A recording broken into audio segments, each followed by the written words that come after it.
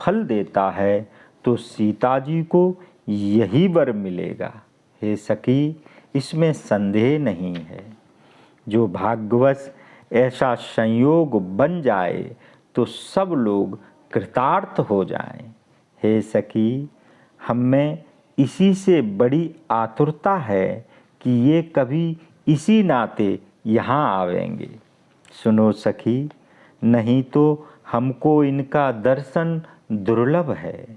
यह संयोग होगा जब हमारे पूर्व जन्म के बहुत से पुण्य उदय हों। दूसरी ने कहा, हे सखी, तुमने ठीक कहा, यह विवाह सभी के लिए बहुत हितकारी है। कोई कहने लगी, शंकर जी का धनुष कठोर है और ये सांवले राजकुमार कोमल और किशोर अवस्था है। हे शयानी, यही बड़ी दुविधा की बात है। यह सुनकर अन्य स्त्री कोमल वाणी से कहने लगी, हे सखी, कोई कोई इनके संबंध में ऐसा कहते हैं कि ये देखने में तो छोटे हैं परंतु इनका प्रभाव बहुत बड़ा है।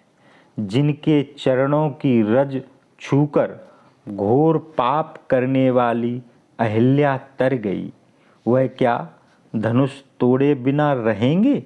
ऐसा विश्वास भूल करके भी नहीं छोड़ना।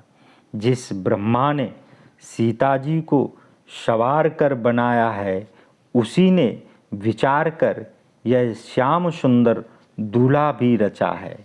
यह वचन सुनकर सब स्त्रियां प्रसन्न हुईं और मीठी वाणी से कहने लगीं कि ऐसा ही होगा।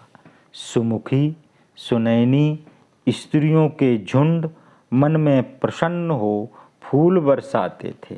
जहाँ जहाँ दोनों भाई जाते थे वहाँ वहाँ परम आनंद छा जाता था।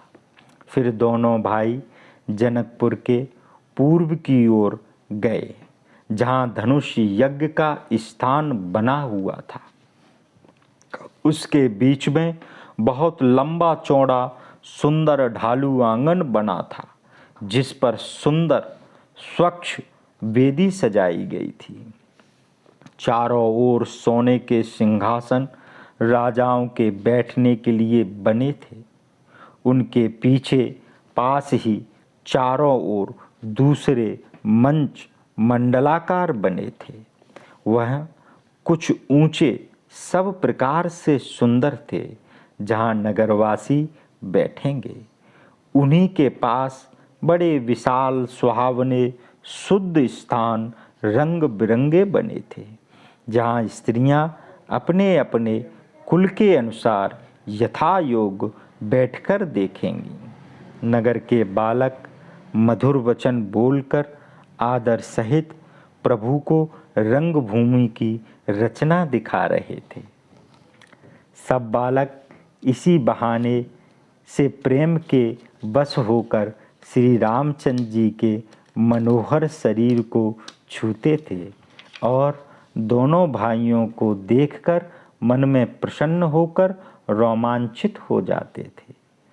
जब सब बालकों को राम जी के प्रेम के बस में जाना तो प्रेम पूर्वक यज्ञ भूमि के स्थान की प्रशंसा की। अपनी अपनी